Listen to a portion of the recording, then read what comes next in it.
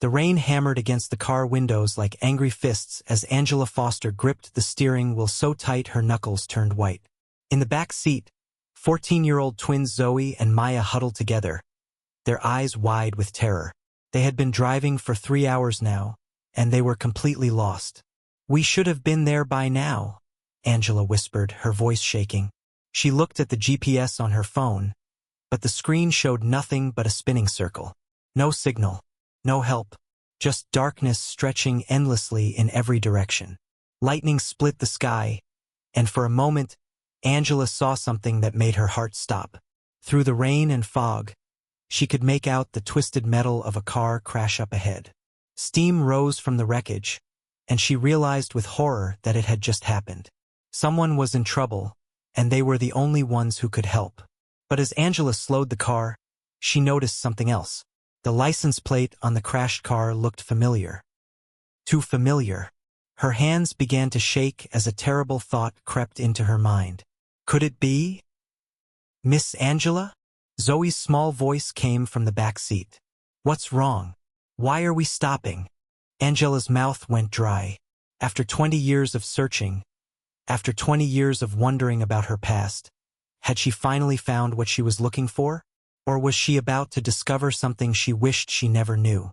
She put the car in park and reached for the door handle, knowing that whatever she found in that wreckage would change everything. But just as her fingers touched the cold metal, Maya screamed. 6 hours earlier, Angela Foster had always believed that some days were just cursed from the moment you woke up. This Tuesday morning felt like one of those days. Her alarm clock had failed to go off, her coffee maker had broken, and now she was running 30 minutes late to the most important meeting of her career. She rushed through the doors of the Department of Children and Family Services, her brown hair still damp from the world's fastest shower. Angela had been a social worker for 15 years, and she prided herself on never being late. But today, everything seemed to be falling apart. Angela, her supervisor, Mrs. Martinez, called out from across the busy office. "Thank goodness you're here. We have a situation." Angela's stomach dropped. In her line of work, a situation usually meant a child was in danger. She hurried over to Mrs. Martinez's desk, where she found 2 thick files waiting for her. "The Henderson twins," Mrs. Martinez said, her voice serious. "Zoe and Maya. They're 14 and they've been in the system for 3 years. They were removed from their home after." She paused, choosing her words carefully. "After their parents died in a car accident." Angela felt a familiar pang in her chest. She knew what it was like to lose parents at a young age. She had been adopted when she was just 4 years old, though she had no memory of her birth parents. Sometimes she wondered if not knowing was worse than knowing the truth. "What's the situation?" Angela asked, opening the first file. "They've been bounced around to 6 different foster homes," Mrs. Martinez explained. "The problem is that they refuse to be separated. Every time a family wants to take just one of them, they run away. Last night, they ran away again." Angela studied the photographs in the file. Zoe had long, dark hair and serious brown eyes that seemed much older than her 14 years. Maya had the same dark hair but kept it shorter, and her green eyes sparkled with mischief. Even in their official photos, they were holding hands. "Where are they now?" Angela asked. "That's the thing," Mrs. Martinez said, lowering her voice. "They've been hiding in an abandoned building downtown. The police found them this morning, but they won't come out. They say they'll only talk to a social worker, and they specifically asked for you." Angela's eyebrows shot up. "Me? But I've never met them before.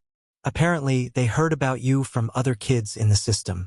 They know you were adopted, and they think you'll understand them better." Mrs. Martinez leaned back in her chair. "Angela, I need you to go get them and take them to their new placement." "New placement?" Angela asked, flipping through the second file. "The Riverside Foster Home. It's about 4 hours away, up in the mountains. They have space for both girls, and they specialize in difficult cases." Angela had heard of Riverside. It was more like a group home than a family placement, and it was often the last stop for kids who couldn't be placed anywhere else. Her heart sank. These girls deserved better than that. There has to be another option, Angela said. What about keeping them in the city? I could find a family that would take both of them. Mrs. Martinez shook her head. We've tried that, Angela. Nobody wants to take on two teenage girls, especially ones with behavioral problems. Riverside is their only chance. Angela closed the files and stood up. She had learned not to argue with Mrs. Martinez when her mind was made up. When do I need to have them there? Today. The director at Riverside is expecting you by 6 o'clock. Mrs. Martinez handed Angela a set of car keys. Take the department car. And Angela, be careful. These girls are smart and they're desperate. They might try to run again. As Angela walked toward the parking garage, she couldn't stop thinking about the twins. She had seen hundreds of kids come through the system, but something about Zoe and Maya felt different. Maybe it was because they reminded her of herself at that age, lost, scared, and searching for a place to belong. The abandoned building was in the worst part of downtown, surrounded by empty lots and boarded-up shops. Angela parked the car and looked up at the crumbling brick structure. How had two 14-year-old girls survived in a place like this? She found them on the 3rd floor, in what used to be an apartment. They had made a small camp in the corner, with sleeping bags and backpacks filled with their few belongings. When Angela walked in, they immediately moved closer together, like two animals protecting each other from danger. Are you Miss Foster? Zoe asked, her voice careful and controlled. Yes, Angela said, keeping her distance so they wouldn't feel threatened. But you can call me Angela. I hear you wanted to talk to me.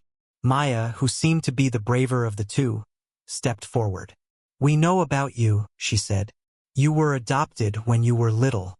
You understand what it's like to not have a real family. Angela's chest tightened. I do understand, she said softly. But I also understand that running away won't solve your problems.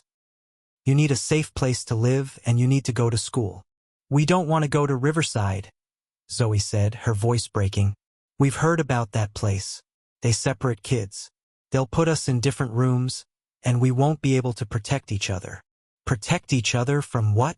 Angela asked, though she was afraid she already knew the answer. The twins looked at each other, and Angela saw a whole conversation pass between them without words. It was Maya who finally spoke. Bad things happen when we're not together, she said simply. We promised each other we'd never let that happen again. Angela felt tears prick her eyes.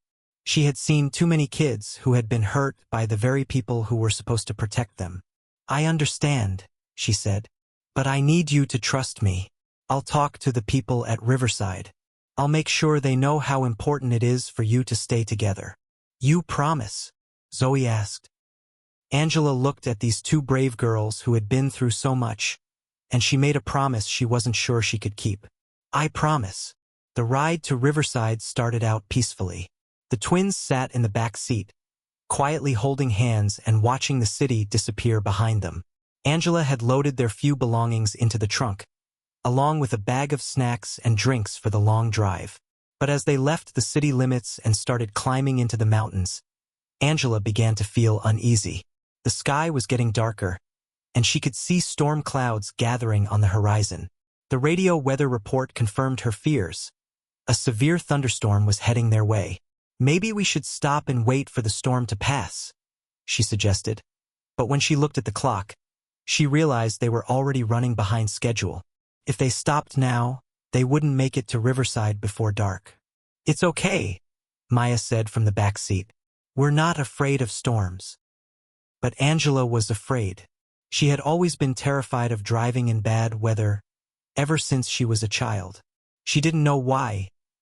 It was one of those fears that seemed to come from nowhere, like a memory she couldn't quite reach. As they drove deeper into the mountains, the storm caught up with them. Rain began to fall lightly at first, then harder and harder until Angela could barely see the road ahead. The windshield wipers worked frantically, but they couldn't keep up with the downpour. Miss Angela, Zoe said, her voice tight with worry. Are you okay? Angela realized she was gripping the steering wheel so hard her hands were cramping. I'm fine, she lied, just concentrating on the road. But she wasn't fine. With each flash of lightning and crash of thunder, she felt more and more panicked. Her heart was racing, and she was starting to sweat despite the air conditioning. That's when she saw the sign for Highway 47, the turnoff they needed to take to get to Riverside. But in the storm and darkness, she missed it. By the time she realized her mistake, they were miles past the turn, driving deeper into the mountains on a road she didn't recognize. "Where are we?" Maya asked, pressing her face against the window. Angela checked her GPS, but the screen showed no signal. They were in the middle of nowhere, with no way to call for help and no idea which way to go. "We're just taking a little detour," Angela said, trying to keep her voice calm. "We'll find our way back to the main road." But as the minutes turned into hours, Angela began to realize they were truly lost. The storm was getting worse, and the narrow mountain road was becoming more and more dangerous. Several times, she had to swerve to avoid fallen tree branches, and once she nearly drove off the road entirely when a bolt of lightning struck too close. The twins had stopped talking. They held each other tightly in the back seat, their faces pale with fear. Angela caught Maya's eye in the rearview mirror and saw something there that broke her heart. It was the same look she had seen in her own mirror as a child, the look of someone who had been let down by adults too many times. "I'm sorry," Angela whispered. "I'm so sorry." That's when she saw the lights ahead. At first, she thought it might be another car, someone who could help them find their way. But as they got closer, she realized with horror that it was the glow of fire. A car had crashed into a tree just ahead of them, and it was burning. Steam rose from the wreckage, and Angela could see that the accident had just happened. The metal was still twisted and hot, and there might be someone inside who needed help. She slowed the car and pulled over, her hands shaking as she reached for the door handle. But something about the crashed car looked familiar. The color, the shape, even the license plate seemed to trigger a memory she couldn't quite grasp. And then Maya screamed. Angela spun around to see what had frightened the girl, but Maya was pointing at something outside the car. Following her gaze, Angela looked back at the wreckage and felt her blood turn to ice. Pinned to the dashboard of the crashed car was a small stuffed elephant. The same kind of elephant she had carried as a child, the only thing she had left from her life before adoption. The same elephant she had lost in a car accident when she was 4 years old. The car accident she had never remembered. The car accident that had taken her parents. Angela's mind reeled as pieces of a puzzle she didn't know existed began to fall into place. The license plate wasn't just familiar, it was identical to one she had seen in her adoption papers. The car her birth parents had been driving the night they died. But if that was her parents' car, and if this was the same stretch of road where they had crashed 20 years ago, "Miss Angela," Zoe's voice seemed to come from very far away. "There's someone in the car. Someone's moving." Angela looked at the burning wreckage and saw a figure stumbling out of the passenger side. It was a woman, probably in her 50s, with graying hair and a face that looked exactly like Angela's own face would look in 20 years. The woman who was supposed to be dead. The woman who was supposed to be her mother. As Angela sat frozen in shock, the woman looked up and saw her through the rain and darkness. Their eyes met, and Angela saw recognition flash across the stranger's face. "Angela?" the woman whispered, her voice barely audible over the storm. But just as Angela reached for the door handle, ready to run to the woman who might be her mother, she heard another sound that made her blood freeze. The sound of Maya screaming again. This time, when Angela looked back, she saw that Maya wasn't pointing at the crashed car. She was pointing at something else moving in the darkness. Something that was coming toward them. Something that definitely wasn't human. The creature that emerged from the shadows was massive, with glowing yellow eyes and fur matted with rain. For a terrifying moment, Angela thought it was a wolf or bear. But as lightning flashed again, she realized it was just a very large, very wet dog, probably a German shepherd that had been wandering the mountains alone. "It's okay," Angela called to the twins, her voice shaky with relief. "It's just a dog." But Maya was still screaming, and now Zoe was crying too. Angela realized that after everything these girls had been through, any sudden movement in the dark would terrify them. They had learned to expect danger everywhere. The dog limped closer to their car, and Angela could see it was injured. There was a cut on its leg, and it was favoring its right paw. Despite her fear, Angela felt sorry for the animal. It was probably scared and lost just like they were. "Stay in the car," Angela told the twins as she opened her door. The rain immediately soaked through her jacket, and the wind nearly knocked her over.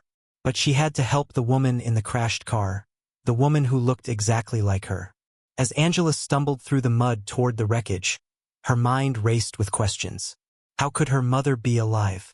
The adoption papers had clearly stated that both her parents died in a car accident when she was 4. Had someone lied to her?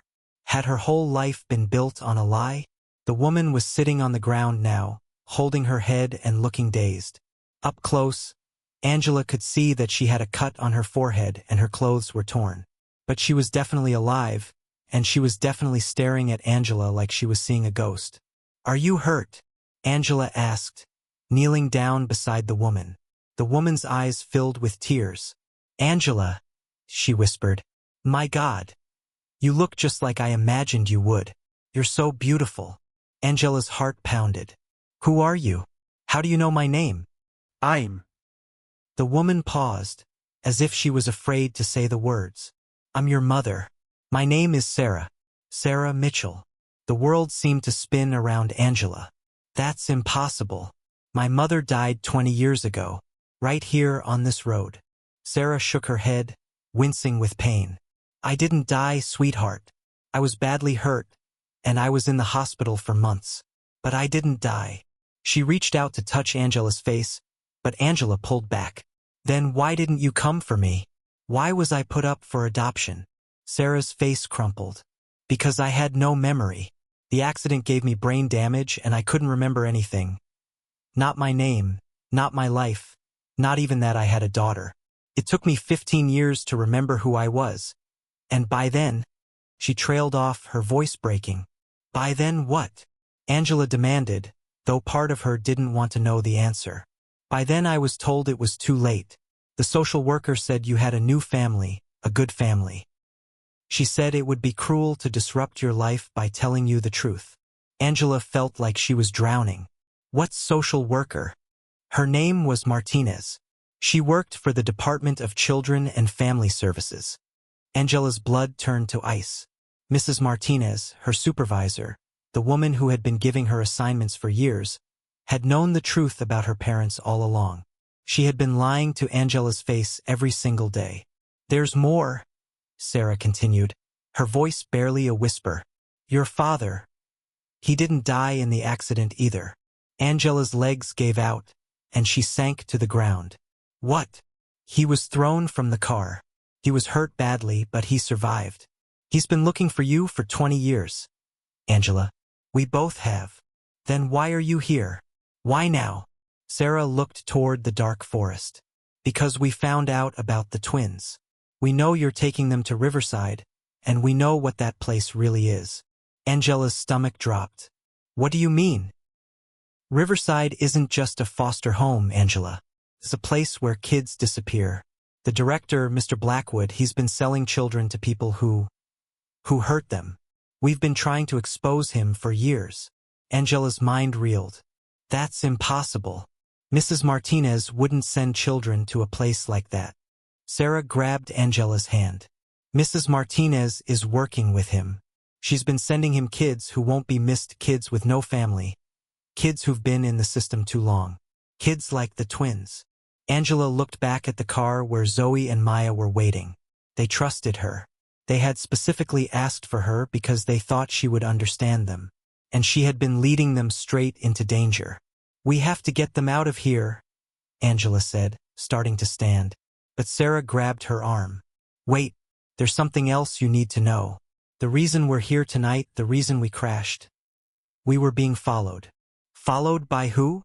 "By Blackwood's men. They know we're trying to stop the transfer. They've been chasing us for miles, and they probably saw you stop here." Sarah's eyes were wide with fear. "Angela, they're going to try to take the twins by force. And they might try to hurt you too, because you know too much now." Angela felt panic rising in her chest. We have to call the police. With what? Your phone doesn't work up here, and neither does mine. We're completely cut off. That's when Angela heard the sound she had been dreading, the low rumble of car engines approaching through the storm. 2 sets of headlights appeared in the distance, moving slowly down the mountain road toward them. They found us, Sarah whispered. Angela ran back to the car, her mind racing. She had to get the twins to safety, but where could they go? They were in the middle of nowhere, with no way to call for help and no idea which roads led back to civilization. She yanked open the car door and dove into the driver's seat. We have to go. Now. What about the woman? Zoe asked, looking back at Sarah. She's coming with us, Angela said, starting the engine. Sarah, get in the car. Sarah limped over as fast as she could and climbed into the passenger seat.